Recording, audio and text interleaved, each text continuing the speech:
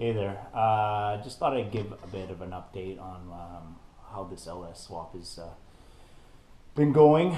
The last week and a half or 2 weeks, I guess. I've been kind of jumping all over the place, like getting the transmission mated to the engine. Did the installation of the master cylinder for the clutch. That was kind of a pain getting everything set up. I'll do a more in-depth video probably on that one, just to kind of show people what I did. But today, what I did is I got the motor and transmission. Excuse me, I gotta crawl in here, but I got the motor and transmission in as one. So it's not gonna stay in, but at least for now, it's in, and I can, measure for a tunnel. And the big thing too will be getting my pinion angle figured out for my drive shaft and whatnot. But yeah, I got it in. It went pretty good. Did it by myself. Didn't have any major issues. I did have to take the shifter off just to get that last bit of clearance. I don't know. I was trying to do it with it on and fighting with it, but as soon as I took it off, it came right out. So a little update. This is a LS2 out of a Trailblazer SS. So out of a 2006. And then I've got I just picked this up. It is a TKO 600 Tremec. The car was a manual before, so I have to keep it as a manual. It's way more fun for me. So, yeah. And then I got this cross member here. So I did a little thing. I mentioned it in a couple other posts or videos I did a while back, but it's a muscle rods. And I bought it because originally I was going to put a TR6060 in here that I had. So I got this cross member, and then it had a special mount for the TR6060.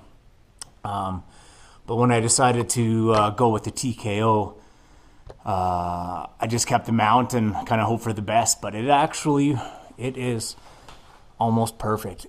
If you can see in here, it's kind of hard to tell. There's probably a bunch of glare, but it just fits great. All I had to do was I just had to clearance a little bit just for the washers for the mounts. There's a bolt here and a bolt there, and the head of the bolt, the washer was just touching it, so I just clearanced a little bit. But other than that, that's nothing. Did on both sides just to make sure it fit well. When I ordered this mount, it came with a polyurethane bushing and then or mount, sorry. And then when I got the transmission, I got it as a kit from a company called Gears to Go out of BC here in Canada. They sent me the rubber bushing, or I keep saying bushing, rubber mount.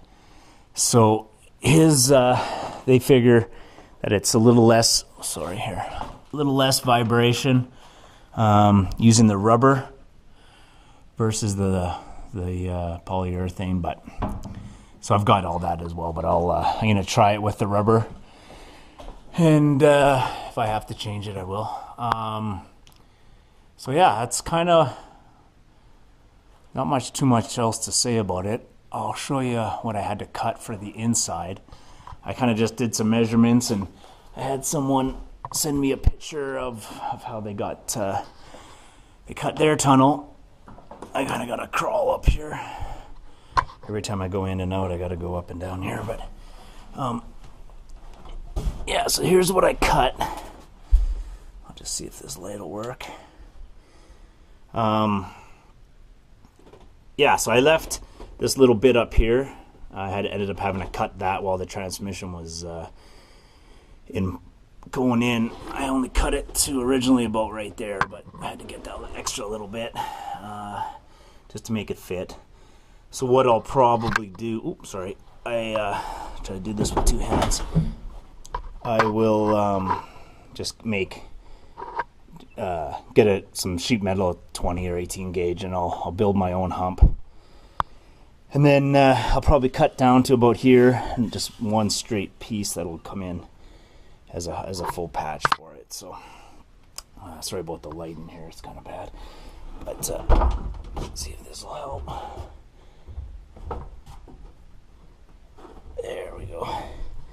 So yeah, that's not too bad. I just cut it out based on measurements, and it works pretty good.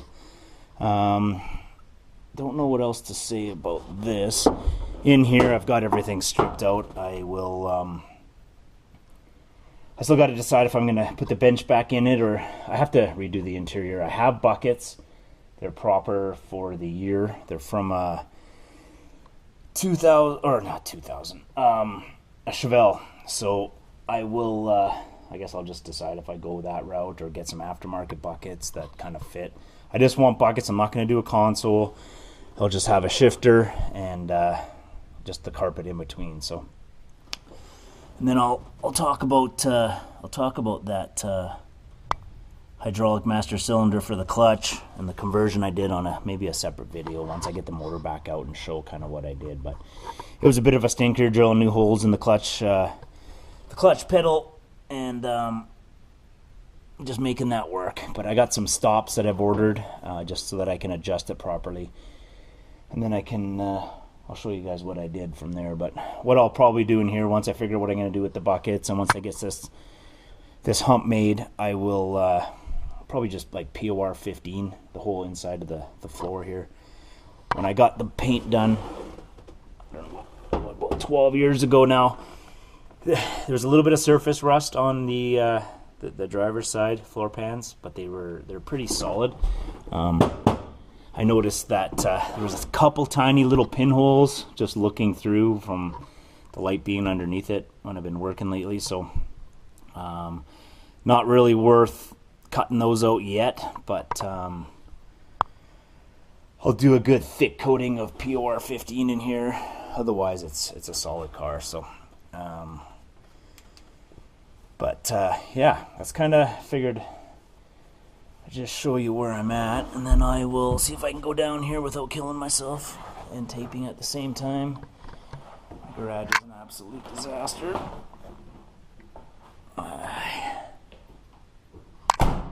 I don't know if there's going to be much advantage of seeing the engine bay the way it is, but this is kind of where it's sitting. So I don't know if it's going to be okay. Right now it's super tight. I don't even know how I'm going to get that bolt out for the bracket if that's where it's at. But like I said, I haven't adjusted the pinion angle yet, so I have a feeling the back, the transmission end, it'll come up a bit, kind of level this out, because it seems like it's pitched down pretty good. But this is how it sits. In order to get my master cylinder in there for my clutch, I had to take the power booster off. I didn't have to remove any brake lines, thank goodness. I didn't have to re-bleed anything, but I did have to take this off because there's a bracket that holds it that goes in behind. So, and then I had to adjust my pedal length and all that to compensate. But yeah, just a little video on kind of what I got going on this weekend. It was kind of cool to get it in, and it's kind of a last minute decision, but it's in now, and got a bunch of work ahead of me. But I'll post some other videos when I get done. Thanks.